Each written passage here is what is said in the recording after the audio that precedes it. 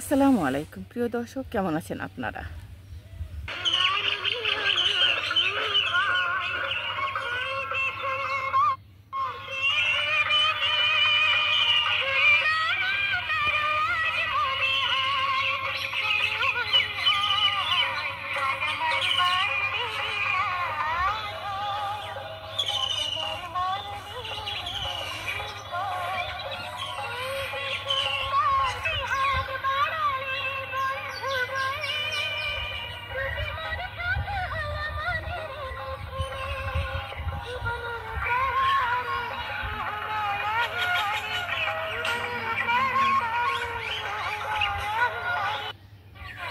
কলিজা ভুনা করব।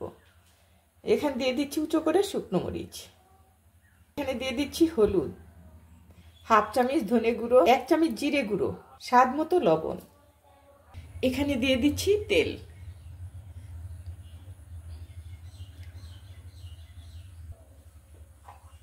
এলাচ, দারচিনি, লং, গোলমরিচ। এটা আমি একটু হালকা করে ভেজে নেব। একটা তেজপাতা মাঝখানে টুকরো করে দিয়েছি। এখানে দিয়ে দিচ্ছি আমি 1.5 টেবিল চামচ। এখানে দিয়ে দিচ্ছি বেশ কিছু পেঁয়াজ কুচি, পরিমাণ মতো আদা কুচি। এটা আমি ভালো করে ভেজে নেব।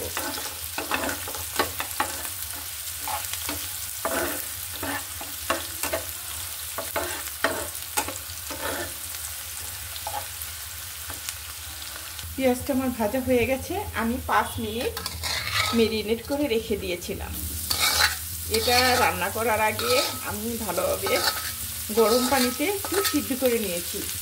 যত নোংরা ময়লা ছিল সব বের হয়ে গেছে। এখন এটা রান্না করলে অনেক সুস্বাদু লাগবে, ওইরকম গন্ধটাও আসবে না। আর আমি প্রথমবার দেখিয়েছিলাম কীভাবে গরম করলে বা বলক উঠলে কীভাবে নোংরাটা বেরিয়ে আসে কলিজার থেকে। দেখানো হয়নি, আমি তা আগেই করে রেখেছিলাম।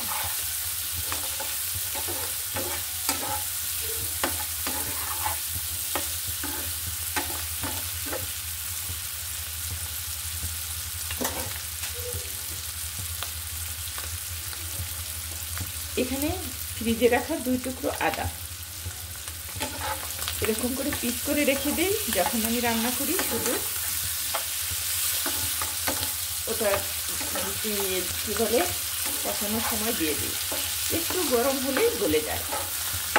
আমার দিতেও কোনো ঝামেলা হয় না একদম, আর কোনো আদা নষ্টও হয় না, হাতও দিতে হয় না, শুধু একটু টোকা দিয়ে বাড়ি দিয়ে ফেলে দিতে হয়। অনেক সুবিধা।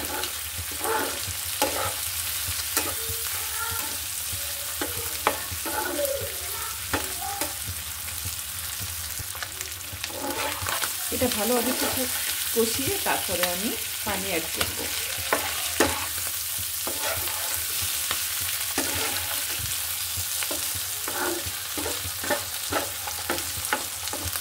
আমি এখন ঢেকে দিব, ফিরছি 10 মিনিট পর। কলিজাটা কষানো হয়ে গেছে। আমি এখানে পানি উপরে, তেল উপরে চলে আসছে। আমি এখন পানি অ্যাড করছি।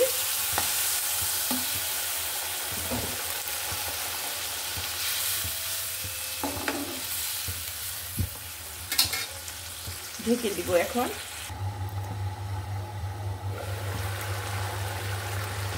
আমি ড্রাই রোস্ট করে রেখেছিলাম, একদম মিহি করিনি, একটু ভাঙা ভাঙা করেছি, সেটা দিয়ে দিচ্ছি। এতে করে এটা খেতে অনেক ভালো লাগবে। এটা এলাচ, দারচিনি, গোলমরিচ, তেজপাতা, জিরা সব কিছু মিক্সড করেই আমি ড্রাই রোস্ট করে রেখেছি। মাংস, মাছ, ডিম, বড় মাছে দিতে হয় কিন্তু ছোটো মাছে না। তারপর ডিম ভুনা সবসময় এগুলি করতে হয়।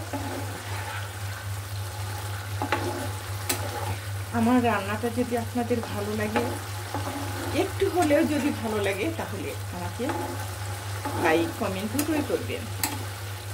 আপনাদের জন্যই তো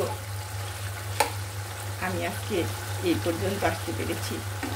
আপনারা যদি আমাকে না দেখতেন বা না উপরে উঠাতেন তাহলে আমি পারতাম না।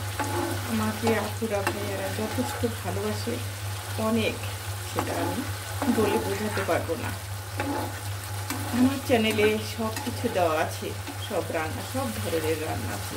যদি ভালো লাগে তাহলে আমার চ্যানেলে যেয়ে আপনারা ঘুরে আসতে পারেন।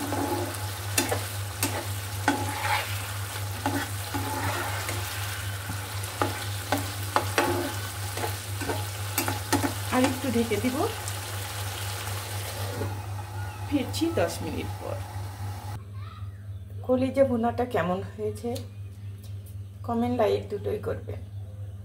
আপুরা ভাইয়ারা কেমন হয়েছে কমেন্ট করে জানাবেন।